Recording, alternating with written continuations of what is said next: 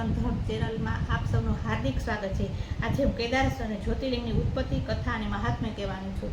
તો મારી આ મહાત્મ્ય અને કથા તમને ગમે તો શેર કરજો, કોમેન્ટ કરજો અને સબસ્ક્રાઈબ કરજો। સૂત કહે છે કે હે જ્ઞાની બ્રાહ્મણો, શ્રી વિષ્ણુના નર તથા નારાયણ નામે જે અવતારો થયા હતા તેઓ બંને ભારતખંડમાં બદ્રિકાશ્રમમાં તપ કરતા હતા। તેઓ બંને પાર્થિવ શિવલિંગની પૂજા માટે ભોળાનાથની પ્રાર્થના કરી, જેથી કરીને ભક્તિધાનપણામાં તેઓ હંમેશા સ્થાપેલા શિવલિંગમાં પધારતા, પાર્થિવ શિવલિંગમાં પધારતા હતા। બંને વિષ્ણુના અવતારો અને ભોળાનાથનું પૂજા કરતા હતા। ઘણા સમય વીતી ગયો। એક વખત પ્રભુ પ્રસન્ન થયા અને તેઓ કહે, હું પ્રસન્ન થયો છું, વરદાન માગો। નર નારાયણ લોકોને કલ્યાણની માગણી કરી। નારાયણ કહે, હે દેવેશ્વર, આપ જો પ્રસન્ન થયા હો તો આપ પોતાના સ્વરૂપે અહીં સ્થિતિ કરો। સૂત કહે કે આ રીતે બંને જ્યારે ત્યાં કહ્યું ત્યારે ભીમના સ્થાનરૂપ કેદારેશ ક્ષેત્રમાં ભોળાનાથ પોતે જ્યોતિ સ્વરૂપે વસી રહ્યા। તેઓ સૌને ભક્તિ આપનાર, કલ્યાણ બક્ષનાર તરીકે ત્યાં રહ્યા। દેવો તથા દેવર્ષિઓ તેમની પૂજા પણ કરવા લાગ્યા। બદ્રિકાશ્રમમાં વસતા પ્રત્યેક લોકો શિવનું પૂજન કરવા લાગ્યા।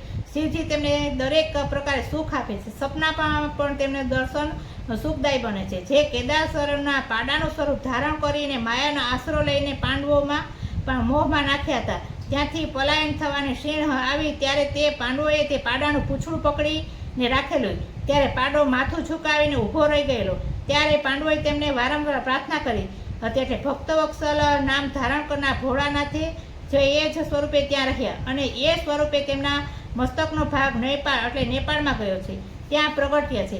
એ જ સ્વરૂપે પોતાનું હંમેશા પૂજન કરવાથી ભોળાનાથ તેમની આજ્ઞા આપી હતી અને તેથી પાંડવોએ એ સ્વરૂપ તેમનું નિત્ય પૂજન અર્ચન કર્યું। ભોળાનાથને પણ એ જ સ્વરૂપે ત્યાં રહ્યા અને તેમને વરદાનો પણ આપી દીધા। એ પાંડવોએ ભોળાનાથનું પૂજન કરી ઈચ્છિત ફળ મેળવી ઘણા દુઃખ અને સંતાપમાંથી મુક્ત બન્યા। એ કેદાર નામના ક્ષેત્રમાં ભોળાનાથ હંમેશા બિરાજે। ભારતની પ્રજા તેમને પૂજે અને ભજે છે। જે ભક્ત પોતાના કંકળ પ્રેમથી કેદારેશ્વરને અર્પણ કરે છે તે શંભુની સમીપ જાય છે। જે માનવી બદ્રીવનમાં બદ્રિકાશ્રમમાં પહોંચીને ભોળાનાથનું એ જ સ્વરૂપ દર્શન પૂજન કરે છે તે ઘણા પાપોમાંથી છુટકારો મેળવે છે। આ માર્ગમાં આવેલા ભક્ત યાત્રિકનું મૃત્યુને શરણે જાય તો તે મોક્ષને માર્ગે અને સદગતિ પામે છે। અહીંનું પાણી ગ્રહણ કરનાર મનુષ્યને પુનર્જન્મ પામતો નથી। હે બ્રાહ્મણો, આ ભારતખંડમાં સર્વ લોકોને ભક્તિપૂર્વક નારાયણેશ્વર એટલે કેદારેશ્વરનું પૂજન કરવું જોઈએ। એમનું પૂજન કરનાર મનુષ્ય ભરતખંડમાં સ્વામી થઈ સર્વને રાજા થાય છે। એ રીતે કેદારેશ્વર શંભુ સૌને મનવાથી ફળ આપનાર છે। એ માતમ પૂરું થઈ ગયું।